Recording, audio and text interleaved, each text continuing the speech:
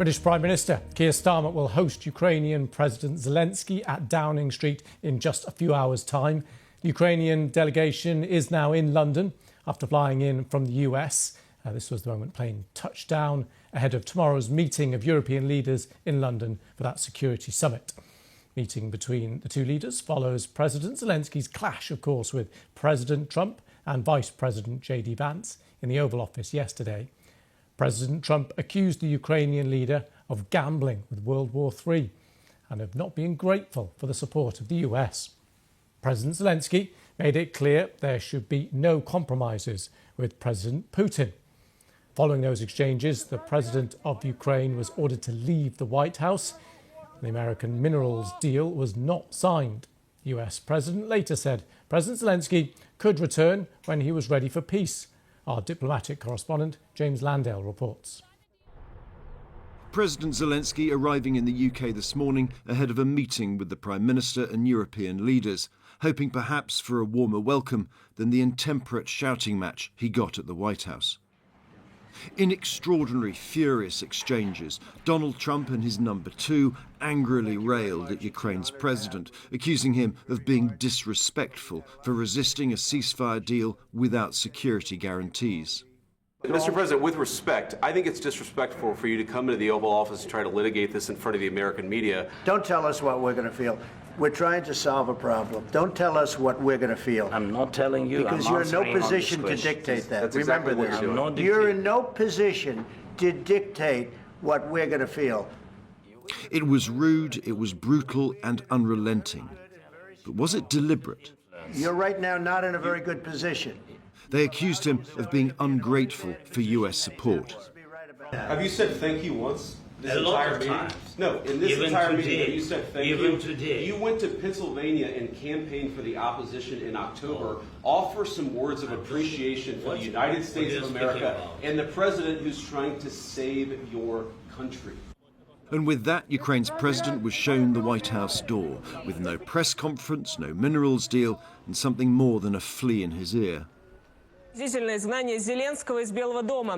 Russia, the exchanges were played out in full, the news presenters talking of a diplomatic train wreck and public political execution.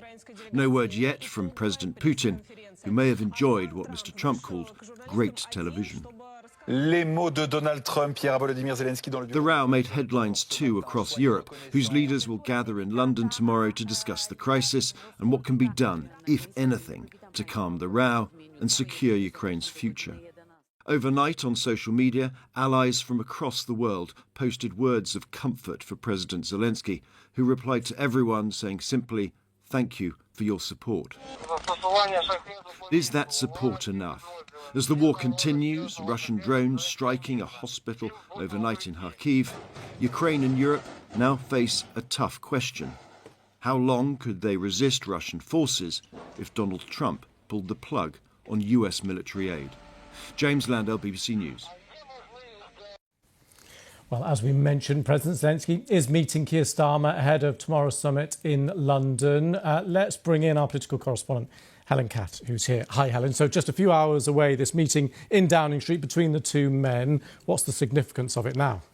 Well, this is going to be it's clearly a very tense, very delicate situation diplomatically this weekend. And it has always been the case that Volodymyr Zelensky was supposed to have a meeting with Keir Starmer. It's the UK that has convened this summit that you heard James talking about of European leaders that's happening tomorrow. Volodymyr Zelensky was always coming, and there was always an intention that he was going to have a one-on-one meeting in Downing Street with Sir Keir Starmer. But obviously, since the events of yesterday and what we saw in the Oval Office, that will have very much changed the conversation and the tone of this whole weekend. And it also does actually really put the spotlight on the UK. You know, Volodymyr Zelensky is here on British soil now. It's very much Keir Starmer's hot potato to handle this weekend. And this meeting that we're going to see in a few hours' time at Downing Street, obviously it's going to be very different in tone to the meeting and the pictures we're seeing here in the White House. Do we have any sense of what the two men will be discussing, what points Keir Starmer will want to be emphasising to the leader of Ukraine?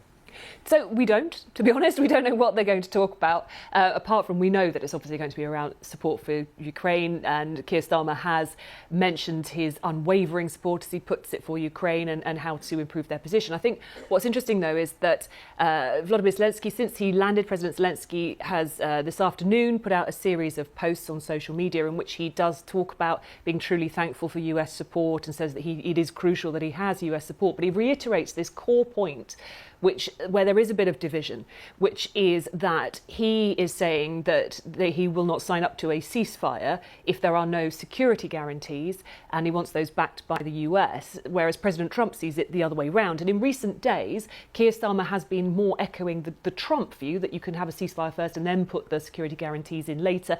We'll have to see whether that is still his position when he meets Zelensky later, or what comes out of that, because that is the sort of the heart of this, where there is that real division or difference in opinion. OK, let's look ahead to the summit in a bit more detail tomorrow.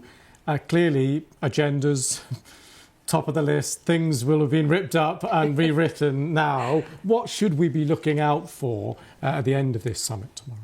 Well, there is going to be pressure for something to come out of this summit, because having sort of spoken to people over the week, it's not entirely clear that there is what the end result would be. It's not like, for example, when you have a formalised summit and there's going to be an agreed communique or something like that at the end of it. I'm not sure that there was necessarily that sort of thing envisaged from it. But the point of it is to drive forward, Downing Street has said, the European efforts towards getting towards a lasting peace deal. And we know that they're going to talk about things like ongoing military support and things like sanctions on Russia. The context, though, in which they're having these discussions is completely different from what they were expecting.